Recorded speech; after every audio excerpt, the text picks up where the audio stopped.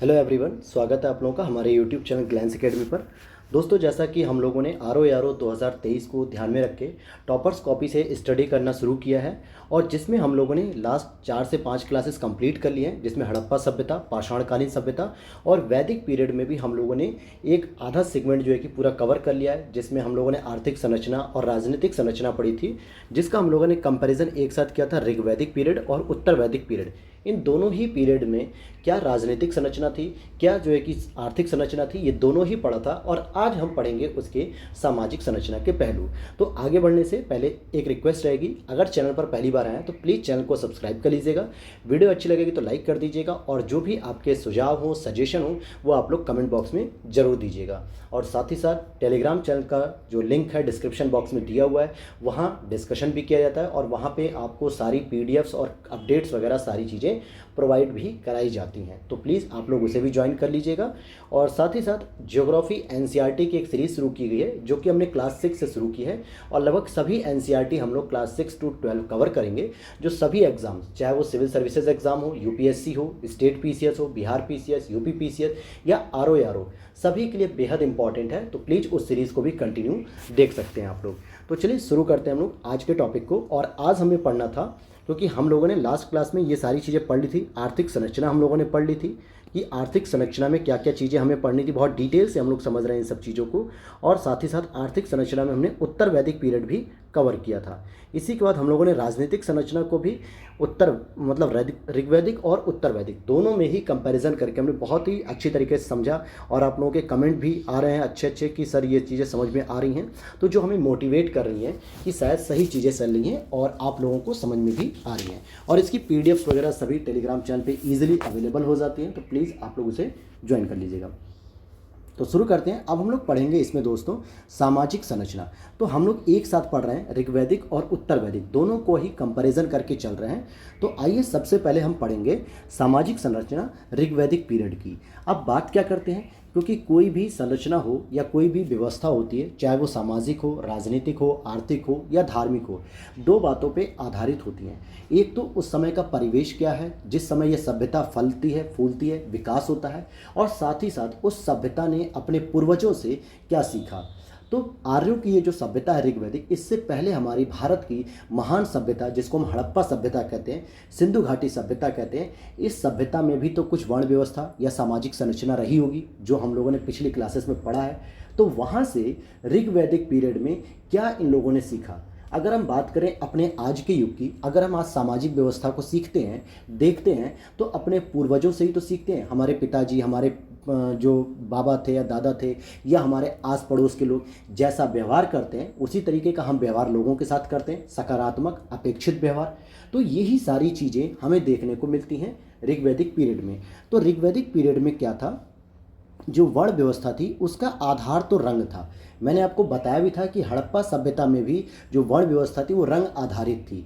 ध्यान दीजिएगा, रंग जो आधारित थी, इसमें दो प्रकार के लोग थे। जैसे एक तो होते आर्य और एक होते अनार्य। और मैंने पहली ही क्लास में ऋग्वैदिक के यानी कल की क्लास में बताया था, आर्य मतलब होता है श्रेष्ठ होना और अनार्य मतलब होता है सामान्यतः श्रेष्ठ कम होना या श्रेष्ठहीन मानना।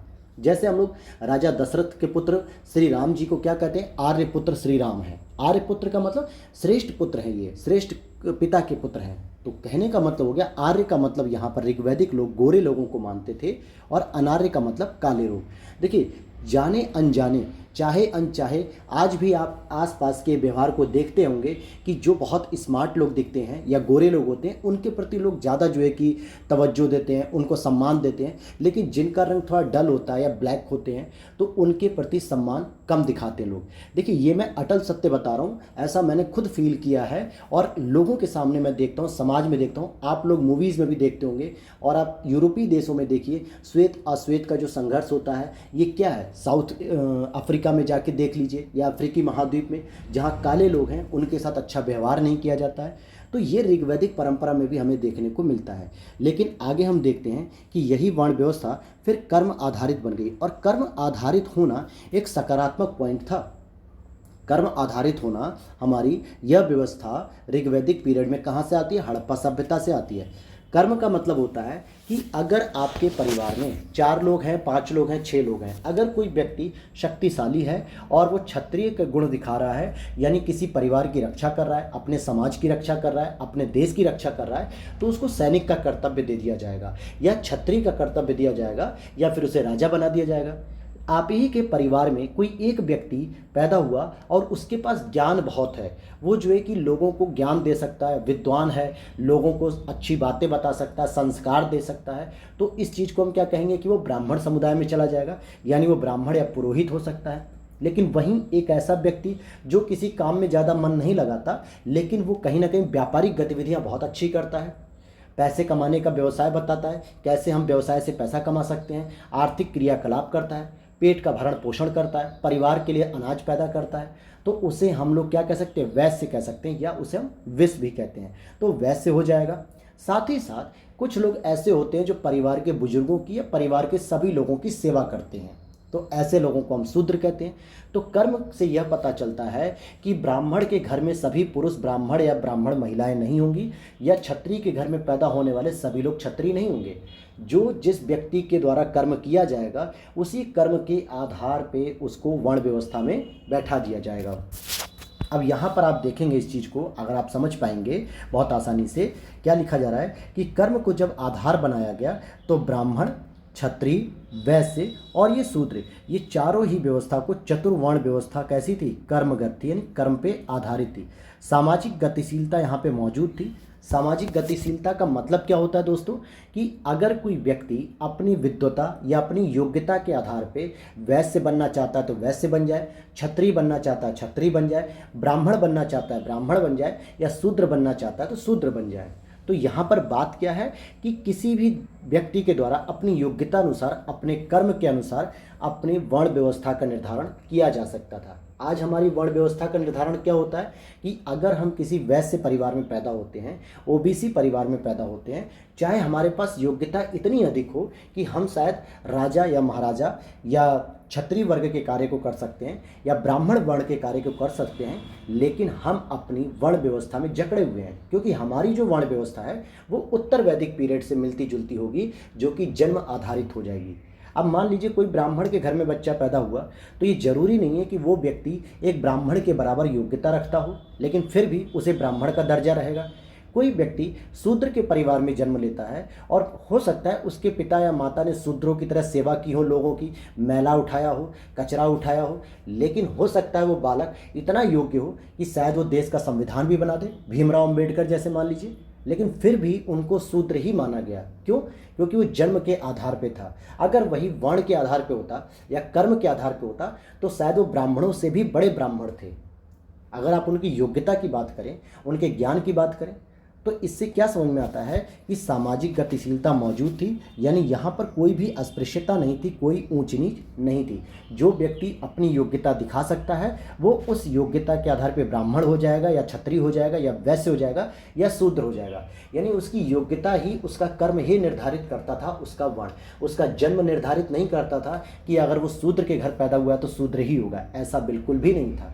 तो ऋग्वैदिक व्यवस्था इस मायने में, इस लिहाज से काफ़ी अच्छी मानी जाती है। अब जैसे मान लीजिए ये एक परिवार है, ठीक है, एक परिवार है, सभी एक ही परिवार में मौजूद हैं, 4 लोग हैं, उन्हीं में चारों में क्या अलग अलग लक्षण है। जैसे कोई मान लीजिए ज़्यादा ज्ञानवान है, ज़्यादा प्रकांड है या विद्वान है, तो उसे हमने ब्राह्मण का दर्जा दे दिया। कोई शारीरिक रूप से मजबूत है, बलशाली है और वो किसी की रक्षा कर सकता है, तो उसे हमने क्षत्रिय का दर्जा दिया। कोई व्यक्ति शूद्र की तरह सेवा करने का काम कर रहा है, या कोई व्यक्ति व्यापारी हो सकता है, तो उसे वैसे भी कह सकते हैं। लेकिन यहाँ पे खासियत क्या है कि ये सभी एक ही परिवार में मौजूद हैं। तो अब ये नहीं कह सकते कि भाई एक ही परिवार में जिस ग्रुप में आपने जन्म लिया, जिस वर्ण में, आप केवल उसी वर्ण व्यवस्था के आधार के अंग बनेंगे, ऐसा नहीं है। यहाँ पे आपकी योग्यता और आपका कर्म निर्धारित करेगा कि आप अपने परिवार में किस वर्ण को चयन करेंगे। तो ये एक अच्छी बात थी यहाँ पर। अब इसी के बाद हम ऋग्वैदिक पीरियड में देखते हैं दास प्रथा। दास प्रथा के बारे में अगर हम पढ़ेंगे तो जी हाँ, बिल्कुल दास प्रथा यहाँ पे मौजूद थी। अब आपसे अगर एक प्रश्न पूछा जाए कि क्या ऋग्वैदिक पीरियड में दास प्रथा मौजूद थी, तो आप कहोगे जी हाँ, बिल्कुल दास प्रथा यहाँ पे मौजूद थी। लेकिन यहाँ पे जो दास बनाने का काम होता था उसमें मेल और फीमेल दोनों का प्रयोग होता था। कहने का तात्पर्य क्या हो गया कि पुरुष और महिला दोनों को ही दास बनाया जा सकता था। और ये जो दास थे ये मुख्य रूप से डोमेस्टिक वर्ग यानी घरेलू कार्यों में प्रयोग किए जाते थे। आज के जैसे नौकर होते हैं वैसे ही दास होते थे, इनको घरेलू कार्यों से संबंधित रखा जाता था, जिससे राजा को या परिवार के जो मुख्य लोग हैं, मुखिया लोग हैं, उन्हें प्रशासनिक कार्यवाहियों में या सामाजिक गतिविधियों में योगदान देने का मौका मिलेगा। अगर वो सभी लोग अपने घरेलू गतिविधियों में व्यस्त रहेंगे तो प्रशासनिक और सामाजिक गतिविधि में योगदान तो दे नहीं पाएंगे। इसीलिए जिस प्रकार से अरस्तु ने कहा है, क्या कहा है अरस्तु ने, कि दासों को घरेलू कार्यों से संबंधित होना चाहिए ताकि राजा को, परिवार जो राजा होता है उसे समाज के प्रशासन के संचालन में योगदान करने का मौका मिलेगा। आज हम लोग क्या है, अपने घर की ज़रूरतों को पूरा करने के लिए भाग दौड़ भरी ज़िंदगी में व्यस्त हैं दोस्तों। इससे क्या होता है, हम किसी राजनीतिक मंच पे कोई भागीदारी नहीं कर पाते, हम किसी सामाजिक समस्या पे विचार नहीं कर पाते। जब भी अगर एक चौराहे पे आपको खड़ा करके पूछा जाए कि आज लगातार दिल्ली में हमारे जो स्पोर्ट्स खिलाड़ी हैं लगातार धरना दे रहे हैं, प्रदर्शन कर रहे हैं, तो शायद उसके बारे में आपके पास एक वक्तव्य करने का भी समय नहीं होगा। कहेंगे सर मेरे पास समय नहीं, मुझे घर जाना, मेरा परिवार इंतजार कर रहा है। या कभी कोई चुनावी मुद्दा हो, 2024 का चुनाव है, इसमें कोई विचार मंथन करना हो कि किसकी सरकार आनी चाहिए किसकी नहीं, तो शायद इस पर भी चर्चा करने के लिए हमारे पास समय नहीं है। तो जब राजनीतिक और सामाजिक व्यवस्था को हमें सुधारने के लिए समय नहीं है, तो ऐसे में घरेलू कार्यों से अगर हम मुक्त हो जाएं, दास हमारी जगह कार्य करे, नौकर हमारे घरों में काम करे दास के रूप में, तो शायद हमें सामाजिक और राजनीतिक व्यवस्था में योगदान करने का मौका मिल जाएगा, समय मिल पाएगा, तो हम घरेलू जिम्मेदारियों से मुक्त हो जाएंगे। इसीलिए यहाँ पे दसराज मतलब जो दास व्यवस्था थी इसको रखा गया। तो एक तरीके से आप देख सकते हो कि दास व्यवस्था अच्छी भी थी, लेकिन वहीं दूसरे लिहाज से अगर व्यक्तिगत स्वतंत्रता की बात करें तो क्या प्रत्येक व्यक्ति नौकर बनना चाहता है? हर व्यक्ति मालिक बनना चाहता है, कोई किसी के अधीन रह के काम नहीं करना चाहता है। तो यहाँ पर एक नज़र से अगर आप देखेंगे तो दास व्यवस्था गलत भी साबित होती है, लेकिन राजनीतिक और सामाजिक उत्थान के हिसाब से सही मानी जाती है। अब बात आती है यहाँ पे कि दास केवल आर्य लोग होते थे या अनार्य लोग होते थे। तो देखिए, आर्य होते हैं श्रेष्ठ, अनार्य होते हैं थोड़ा श्रेष्ठ ही, लेकिन यहाँ पर यह व्यवस्था दोनों ही दास बन सकते थे, आर्य और अनार्य दोनों ही संभव हो सकते थे। इसका प्रमाण क्या है, जब दशराग्य युद्ध हुआ परुष्णी या रावी नदी के बीच में, मतलब उसी नदी पर तट पे, तो आर्य का जो कबीला था जिसके नेतृत्वकर्ता भरत हुए और ये विजयी हुए। तो जब ये विजयी हो गए तो जो दूसरा ग्रुप था जिसमें आर्य और अनार्य दोनों ही कबीले शामिल थे, जब ये लोग पराजित होते हैं तो इन्हें दास बना लिया जाता है। तो यहाँ पे आर्य और अनार्य दोनों ही दास बनते हैं, यह इसके प्रमाण देखने को मिलते हैं। अब हम आगे देखेंगे। अब ज़रा हम देखते हैं ऋग्वैदिक समाज में महिलाओं की स्थिति कैसी थी। ऋग्वैदिक समाज में हम महिलाओं की स्थिति देखेंगे तो देखिए यहाँ पर लिखा है कि महिलाओं की स्थिति अच्छी थी। तो क्या कह देने से ही अच्छा मान लिया जाएगा? उसके कुछ प्रमाण होने चाहिए हमारे सामने। इतिहास प्रमाणों की ही तो किताब है, इतिहास केवल प्रमाणों की किताब है, तो इसे हमें प्रमाणित करना होगा। कैसे? जी हाँ, बिल्कुल, शिक्षा का अधिकार भी था। हम कहेंगे कि महिलाओं को शिक्षा का अधिकार था। वो वैदिक मंत्रों की रचना भी करती थीं, जैसे अपाला, घोषा, लोपामुद्रा ऐसी प्रसिद्ध महिलाएं थीं जिन्होंने वैदिक मंत्रों की रचना भी की है। ऋग्वैदिक में उनका मतलब कि देखने को मिलता है ऋग्वैदिक में, और उन्हें शिक्षा प्राप्त करने का अधिकार भी था। साथ ही साथ वो सार्वजनिक जीवन में भागीदारी करती थी। कैसे?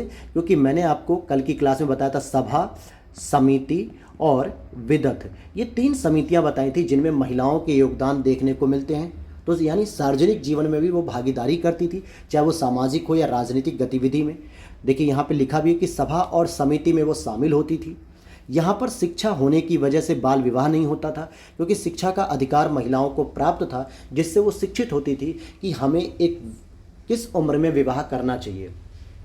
हमें बहुत सारे आज भी ऐसे प्रमाण राजस्थान या पिछड़े क्षेत्रों में मिलते हैं देखने को, जहाँ रजस्वला की स्थिति में ही विवाह कर दिए जाते हैं बच्चों के, यानी कि पीरियड्स स्टार्टिंग में ही होते हैं 12-13 साल की अवस्था में, और उसी समय विवाह कर दिया जाता है, जबकि वो शारीरिक रूप से वो बिल्कुल सही नहीं है। डॉक्टर भी कहते हैं कि शारीरिक रूप से एक विवाह की उम्र नहीं है वो, जबकि 18 वर्ष होनी चाहिए। तो ऐसी चीज़ कैसे पता चली? शिक्षा का अधिकार था ऋग्वैदिक महिलाओं को, इसलिए उन्हें पता था कि बाल विवाह करना अपराध होगा।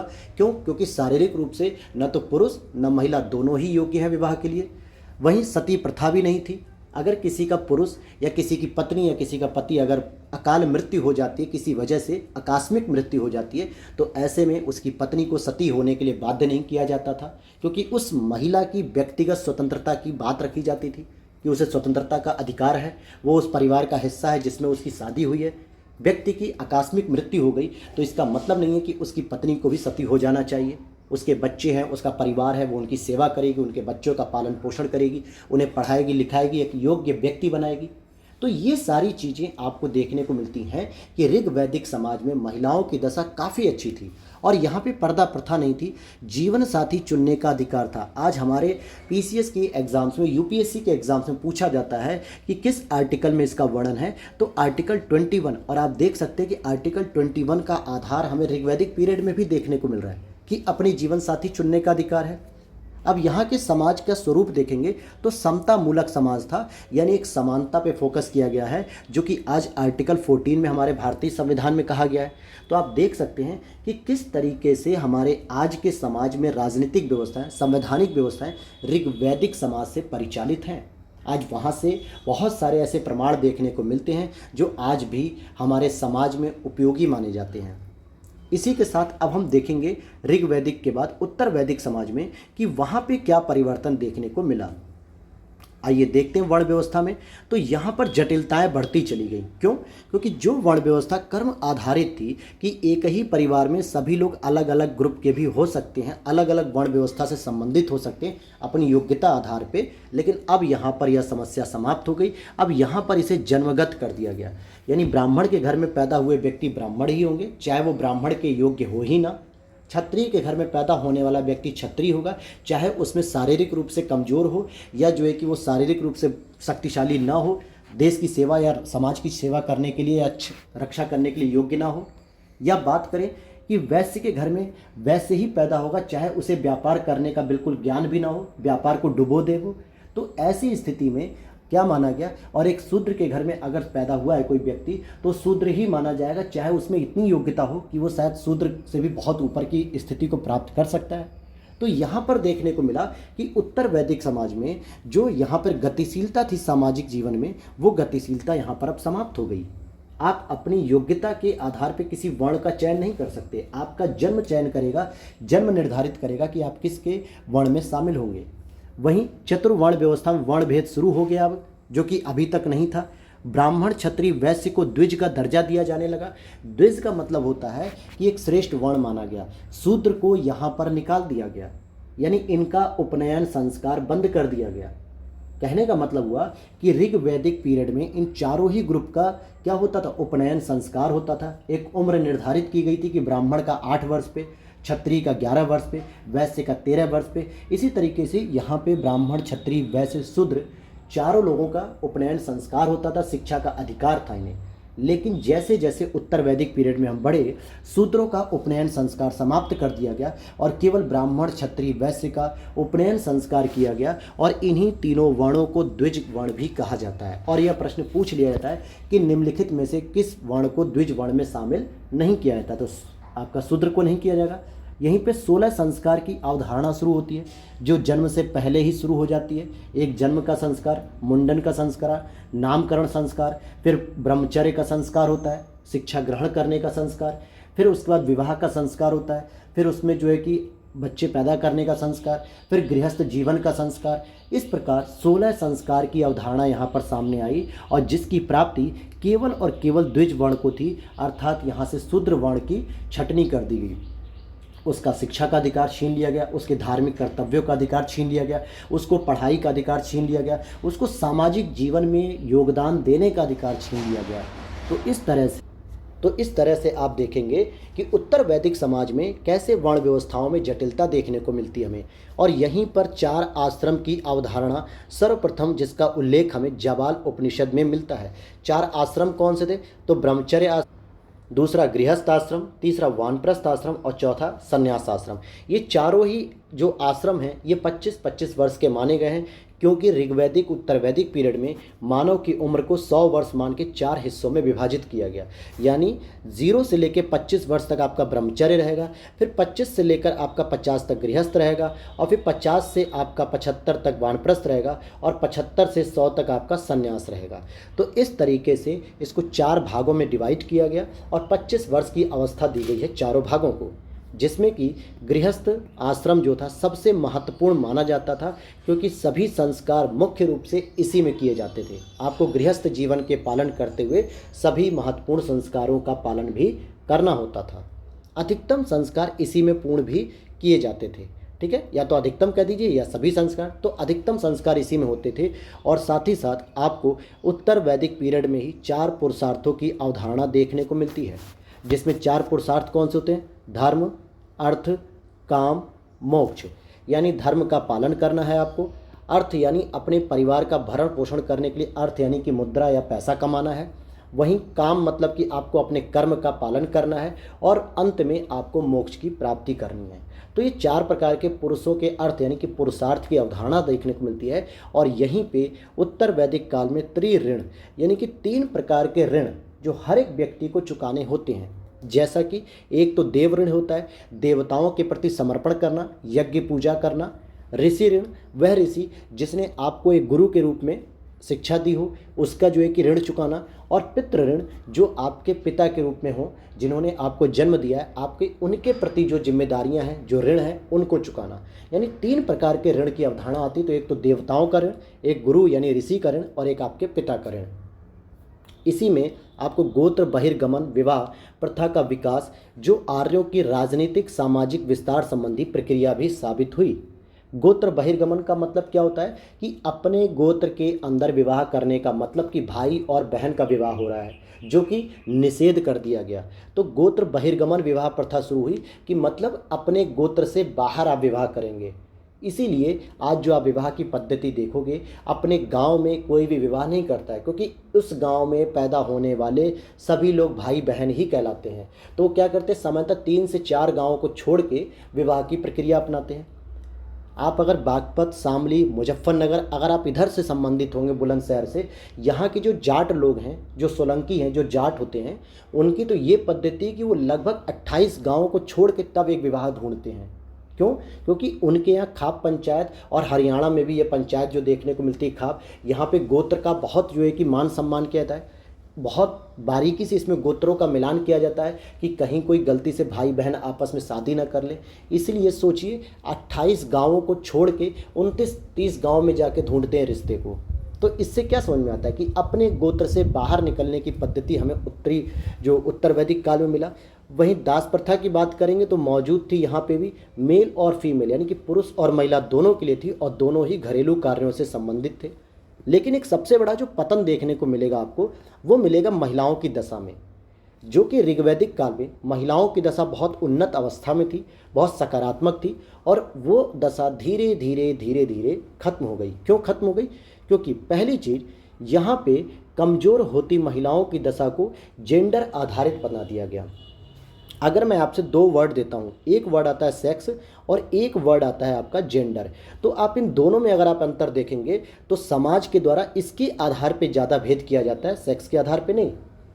सेक्स एक टर्म्स होती है जो कि एक बायोलॉजिकल टर्म्स होती है, यानी कि बायोलॉजिकल का मतलब जब बच्चे का जन्म होता है तो उसका निर्धारण जो है कि लिंग के आधार पे किया जाता है। लेकिन समाज के द्वारा निर्धारण जेंडर के आधार पे किया जाता है कि ये महिला का जेंडर है, यानी महिला का जेंडर का मतलब क्या हो गया कि महिला लंबे बाल रखेगी, घूंघट काढ़ेगी, इस तरीके के वस्त्र पहनेगी, इस तरीके की उसकी भाषा होगी, बहुत हंसेगी नहीं, बहुत सीमित होकर बातें करेंगी, बड़ों के सामने जवाब नहीं देंगी।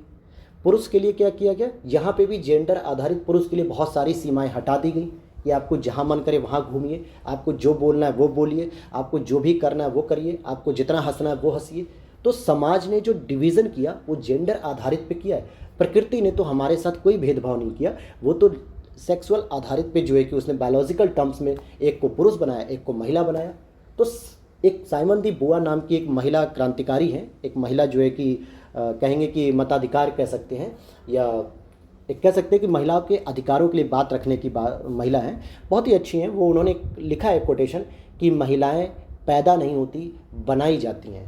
पैदा तो वो एक बच्ची के रूप में हुई थी, उसके ऊपर इतनी जिम्मेदारियां, इतने बंधन लगा दिए गए कि वो एक औरत या उसे एक महिला बना दिया गया। आप इसका पॉलिटिकल साइंस में आप इसके टर्म्स को पढ़ सकते हैं बहुत डिटेल से। फेमिनिज्म में आपने साइमन दी बुआ का नाम सुना होगा, और ये वहाँ पे कैरोल गिलिंगन है, बहुत सारी महिलाएं हैं। तो ये सारी चीज़ें आपको देखने को मिली उत्तर वैदिक काल में कि जेंडर भेद बढ़ने लगा। पुत्री के जन्म को दुख का कारण माना गया, और शायद आज भी बहुत सारे परिवार ऐसे हैं कि जब पुत्री का जन्म होता है उनके घर में, तो उनको पहले से ही चिंता होती है कि अब इसकी शादी के लिए पैसा जुटाना शुरू कर दे, और इसकी वजह से उन पुत्रियों को शिक्षा का अधिकार नहीं मिलता है ढंग से, और वो शिक्षा से वंचित रह जाती हैं। लेकिन आप यूपीएससी के लगातार पिछले 5 साल में रिजल्ट देखिए, पीसीएस के रिजल्ट देखिए, महिलाएं आगे आ रही हैं। उनको अगर मौका दिया जाए तो वो ज़्यादा अच्छा करेंगी। लेकिन बात वही है, हमारी रूढ़िवादी सोच, जो हम क्या सोचते हैं कि भाई अगर पुत्री का जन्म हुआ है तो आज से ही हम इसकी शिक्षा, इसके पहनावे, इसकी चयन, इसकी योग्यता, इसकी रुचि, सभी में कटौती करना शुरू कर देते हैं, और उन पैसों को सेव करके दहेज के रूप में उसका शादी कर देते हैं। तो ये सारी चीज़ें जो है कि गिरावट की स्थिति है। महिला को उड़ने दीजिए, महिला को अपने पैरों पे आत्मनिर्भर होने दीजिए, वो बहुत कुछ कर सकती है। एक महिला जो पूरा घर संभाल सकती है, वो पूरा प्रशासन भी संभाल सकती है, वो पूरा देश संभाल सकती है।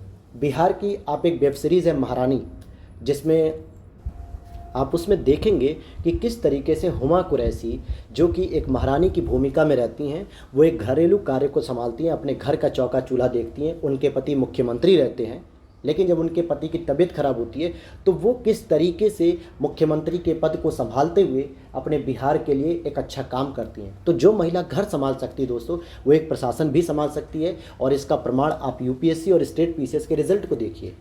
तो यहाँ पर जो ये उत्तर वैदिक काल की स्थिति आने लगी कि पुत्री का जन्म एक दुख का कारण है, यहीं से महिलाओं की स्थिति गिरनी शुरू हुई, और ऐत्रेय ब्राह्मण में इसका उल्लेख देखने को मिलता है। स्त्री को मदिरा एवं जुए के समान एक वस्तु के रूप में मान लिया गया। आप इसका महाभारत में भी प्रमाण देख सकते हैं कि द्रौपदी को जुए में पांडवों ने हरा दिया, यानी महिला का एक जुए में वस्तु के रूप में प्रयोग किया गया। बात यह नहीं थी कि कौरव जीतेंगे कि पांडव जीतेंगे, बात यह थी, प्रश्न यह था कि आखिर एक महिला को जुए में क्यों लगाया गया, उसकी अपनी अस्मिता, उसकी अपनी पहचान, उसकी अपनी स्वतंत्रता कहाँ गई? आखिर उस पर किसका अधिकार था कि उसे जुए में जो है कि हारा जाए या जीता जाए? प्रश्न यहाँ पे हारने और जीतने का नहीं था, प्रश्न यहाँ पे था कि आप किसी एक महिला को वस्तुकरण के रूप में कर रहे हैं। तो यहाँ पर यह बातें मैत्रेयी संहिता में मिलती है, और अर्थात नारी का वस्तुकरण किया गया। तो अब आप देख सकते हैं कि जितनी अच्छी स्थिति उत्तर वैदिक काल में महिलाओं की थी, उतनी ही खराब स्थिति आपको ऋग वैदिक में थी, उतनी ही खराब आपको उत्तर वैदिक काल में देखने को मिलती है। आइए अब हम धार्मिक संरचनाओं की बात करते हैं। तो ऋग्वैदिक पीरियड में धार्मिक संरचना की बात करेंगे तो भौतिक सुख प्राप्ति के लिए उपासना जो है कि की जाती थी। यहाँ पे उपासना में 2 चीज़ें थी, एक तो प्रार्थना करना और एक यज्ञ करना। तो ध्यान दीजिएगा, ऋग्वैदिक पीरियड में सर्वप्रमुख रूप से प्रार्थना की जाती थी, और प्रार्थना अमूर्त रूप से होती है, यानी हम किसी चीज़ को एक देवता का रूप दर्जा दे देते हैं और उसके सामने बैठ के, एक मूर्ति के सामने या एक पेड़ के सामने या एक नदी के सामने बैठ के अमूर्त रूप में एक पूजा पाठ करते हैं, अर्थात उसकी प्रार्थना करते हैं। लेकिन यज्ञ की बात करेंगे तो अभी यह यज्ञ कर्मकांड रहित था। यह कर्मकांड कब होना शुरू होगा? उत्तर वैदिक काल में। और यही कर्मकांड जब उत्तर वैदिक काल में बढ़ जाते हैं तो इन्हीं कर्मकांडों को रोकने के लिए बौद्ध धर्म और जैन धर्म का उदय होता है कि ताकि ये कर्मकांडी रूप छोड़िए, आपको प्रार्थना करनी है, आप स्तुति करिए देवताओं की। देवता भूखे किस चीज़ के हैं? केवल प्रेम के भूखे हैं, प्रार्थना के भूखे हैं, यज्ञ और कर्मकांड के भूखे नहीं हैं, ऐसा कई ग्रंथों में कहा गया है। वहीं अगर हम बात करेंगे तो ऋग्वैदिक समाज में देवकुल की पूजा होती थी, जो कि ये प्रकृति पूजक थे। अब यहाँ पर जो ये प्रकृति पूजक की बात करेंगे तो इन्होंने यह पद्धति कहाँ से अपनाई? हड़प्पा वासियों से ली, क्योंकि प्रकृति के रूप में हड़प्पा वासी नदियों की पूजा, नाग की पूजा, वृक्ष की पूजा, पीपल की पूजा, स्वास्तिक की पूजा, भूमि की पूजा, नारी की पूजा, इस तरीके के प्रकृति पूजा के प्रमाण देखने को मिलते हैं। और यहाँ से ऋग्वैदिक समाज में भी प्रकृति की पूजा देखने को मिला। यहाँ पर बहुदेववादी अवधारणा भी देखने को मिली। अब बहुदेव में अगर आप देखेंगे बहुत सारे ये देवता हैं जिनके नाम आपको देखने हैं, इन नामों के अंतर्गत जो अर्थ आते हैं उनको देखना है, क्योंकि ये बहुदेववादी मान्यता को मानते थे। जैसा कि इंद्र यहाँ पे सर्व प्रमुख देवता थे, जिनको वर्षा, युद्ध का देवता, ऋग्वेद में सर्वाधिक उल्लेख इनका है, और ऑल्सो नोन एज पुरंदर, इनको पुरंदर के रूप में भी जाना जाता है। वहीं अग्नि की बात करेंगे तो ये एक मध्यस्थ की भूमिका निभाते थे, भगवान और मानव, यानी जो इंसान है और जो देवता है उनके बीच में मध्यस्थ की भूमिका निभाने के लिए या उनकी भूमिका में अग्नि का प्रयोग किया जाता था, अग्नि देवता का। और यह प्रश्न पूछा जाता है कि इंसान और देवताओं के बीच मध्यस्थ की भूमिका के रूप में कौन से देवता होते थे, तो अग्नि होते थे। और फिर वरुण की बात करेंगे तो ये ऋत यानी कि नैतिकता का संरक्षक थे और इसे ऋतस्य गोप कहा जाता है। यह प्रश्न कई बार पूछा जाता है, आप इसको अंडरलाइन कर लीजिएगा। ऋतस्य गोप किसको कहा जाता है या ऋत का संरक्षक किसे कहा जाता है? वरुण। ऋत मतलब होता है दोस्तों जो प्रकृति का नियम होता है उसे बनाए रखना। और प्रकृति का नियम यह कहता है कि आप जितना प्रकृति से ग्रहण करते हैं उतना ही प्रकृति को दीजिए। अगर आप 4 पेड़ों को काट के अपने घरेलू कार्यों के लिए प्रयोग कर रहे हैं तो आपका दायित्व है कि कम से कम आप 4 पेड़ जरूर लगाइए। लेकिन आज हम लोग क्या कर रहे हैं? प्रकृति के साथ छेड़छाड़ कर रहे हैं, इसीलिए बहुत आपदाएं हमें देखने को मिलती है। चाहे वो सीरिया और तुर्की का भूकंप देख लीजिए या 2013-14 में हमारा हिमालय का फट जाना, पर्वत का फट जाना, आपके केदारनाथ यात्रा का तहस नहस हो जाना, या केरल की बाढ़ देख लीजिए, सूखा देख लीजिए। तो ये सब प्राकृतिक आपदाएं तभी आ रही हैं जब हम ऋत यानी कि नैतिक नियमों का पालन नहीं कर रहे हैं। सोम की बात करेंगे तो वनस्पति के ये देवता हैं, चंद्र देवता भी इन्हें कहा जाता है और सोम रस की बात की जाती है। नासत यानी अश्विन जो कि चिकित्सा के देवता हैं। पूषण ये बहुत इंपॉर्टेंट है, पूषण पशुओं के देवता हैं और शूद्रों के भी देवता माने जाते हैं। अदिति पृथ्वी की देवी हैं और अरण्यनी जंगल की देवी हैं। तो आपको पूषण याद रखना है हर हाल में, और वरुण को याद रखना है, ऋतस्य गोपा, और अग्नि को तो आप लोग जान ही रहे हैं, और इंद्र को। तो ये थे आपके जो वैदिक काल की धार्मिक अवस्था। लेकिन अब हम देखेंगे धार्मिक संरचना उत्तर वैदिक काल में। तो यहाँ पे भौतिक सुख की प्राप्ति के लिए उपासना तो की जा रही थी, लेकिन अब यहाँ पे प्रार्थना जैसी जो पद्धति थी इसे हटाकर अब यज्ञ पर फोकस ज़्यादा किया जाने लगा। यानी यज्ञ सर्वप्रमुख हो गए और ये कर्मकांडी युक्त हो गए। आज हम लोग जो है कि बहुत सारी पूजा पाठ करते हैं, लेकिन उसमें कुछ ऐसा भी लगता है कि कुछ ऐसी चीज़ें की जा रही हैं जो शायद इसकी आवश्यकता नहीं थी। तो कर्मकांडी हो गए इसमें। और देवकुल के रूप में देवताओं का अब पदानुक्रम स्थापित हो गया। यानी जो भूमिका इंद्र की, अग्नि की, वरुण की, पूषण की थी, अब वो भूमिका बदल गई है, देवताओं के मायने बदल गए। अब यहाँ पर देवता दूसरे हो गए। जैसे ब्रह्म यानी प्रजापति सर्वोच्च देवता हो गए। इस काल में ब्रह्मा विष्णु महेश की अवधारणा आती है। और यह कई बार पूछा जाता है कि जो त्रिदेव की जो मान्यता है ब्रह्मा विष्णु महेश, यह मान्यता कब आती है? तो उत्तर वैदिक काल में आती है। और पूषण जो है कि यहाँ पे शूद्रों के देवता हो गए, जो कि अभी तक केवल पशुओं के देवता थे शूद्रों के, अब उत्तर वैदिक काल में केवल और केवल शूद्रों के देवता हो गए। धार्मिक दार्शनिक अवधारणा की बात करेंगे तो उपनिषद पे चिंतन का विकास हुआ यहाँ पे। इसी समय उपनिषदों का विकास होता है। जो हम लोग उपनिषद अलग अलग देखते हैं, तो मुंडोपनिषद, ये सारे उपनिषद जो हम लोग पढ़ते हैं, उसका भी विकास उत्तर वैदिक काल में होना शुरू हुआ। ब्राह्मण धर्म के कर्मकांडी स्वरूप की आलोचना की गई उपनिषदों में, और यज्ञ को फूटे हुए नाव के समान संज्ञा दी गई मुंडकोपनिषद में। यानी जिस प्रकार से एक टूटी हुई नाव से आप एक नदी को पार नहीं कर सकते, बीच में ही डूब जाएंगे, उसी तरीके से आप यज्ञ करके अपने जीवन से मोक्ष की प्राप्ति नहीं कर सकते। यानी मुंडकोपनिषद में भी, जो कि एक उपनिषद है जो कि ब्राह्मण धर्म के कर्मकांडी स्वरूप की आलोचना करता है, कि जिस प्रकार से आप टूटे हुए नाव से किसी भी नदी को या किसी भी समुद्र को पार नहीं कर सकते हो, बीच में ही डूब जाओगे, उसी तरीके से आप यज्ञ के माध्यम से अपने जीवन में मोक्ष की प्राप्ति नहीं कर सकते हो। क्यों ऐसा कहा गया? क्योंकि यज्ञ इतने कर्मकांड हो चुके थे, इसमें कर्मकांडी युक्त हो चुके थे कि इसमें जो मुख्य भावना थी, प्रार्थना, स्तुति, वंदना, वो समाप्त हो चुकी थी और केवल दिखावा हो रहा था सबसे अधिक। तो कहीं ना कहीं ऋग्वैदिक से उत्तर वैदिक की ओर जब हम बढ़ते हैं तो हमारी सभ्यता का पतन देखने को मिलता है। तो एक क्रम अगर आप देखेंगे तो पाषाणकालीन सभ्यता पहले से ही गिरावट की स्थिति में थी, लेकिन पाषाण काल से जब हड़प्पा में आते हैं तो हमारी सभ्यता का उच्च स्थान दिखता है, यानी उसमें विकास की स्थिति दिखती है। लेकिन धीरे धीरे ऋग्वैदिक की ओर और ऋग्वैदिक से उत्तर वैदिक की ओर आते हैं तो हमारी सभ्यता का, हमारी संस्कृति का विकास कम होता दिखता है, यानी पतन की ओर दिखता है। तो ये सारी चीज़ें आज हमने कवर की, और इसी के साथ हमारा वैदिक पीरियड भी खत्म हो गया, जिसमें ऋग्वैदिक और उत्तर वैदिक हमने दोनों कवर किया। और यहीं से सारे प्रश्न आपके लगभग आ जाते हैं। बस आपको चीज़ें समझ में आनी चाहिए कि इसके पीछे थीम क्या है और हम जो पढ़ रहे हैं उसका उद्देश्य क्या है। अगर आपको फैक्चुअल इन्फॉर्मेशन भी ढंग से याद हो जाएगी तो नो डाउट प्रश्न आपके यहीं से फंसते हैं। आप प्रीवियस ईयर पेपर उठा के देख सकते हैं, आरओ के, यूपीपीसीएस के, इवन कि यूपीएससी के भी यहीं से सीधे सीधे प्रश्न पूछे गए हैं। लेकिन फ़र्क क्या होता है कि हम लोग इसको पढ़ते नहीं ढंग से। तो चलिए अब हम लोग नेक्स्ट क्लास में मिलेंगे। महाजनपद काल, जो कि बुद्ध काल शुरू होगा, और लोहे की क्रांतिकारी भूमिका हम लोग देखेंगे कैसे लोहा जो है कि इम्पॉर्टेंट हुआ, जो कि कल की क्लास में भी हम लोगों ने पढ़ा था और अब आने वाली कल की क्लास में भी पढ़ेंगे। तो मिलते हैं नेक्स्ट वीडियो में। थैंक्स फॉर वॉचिंग दोस्तों।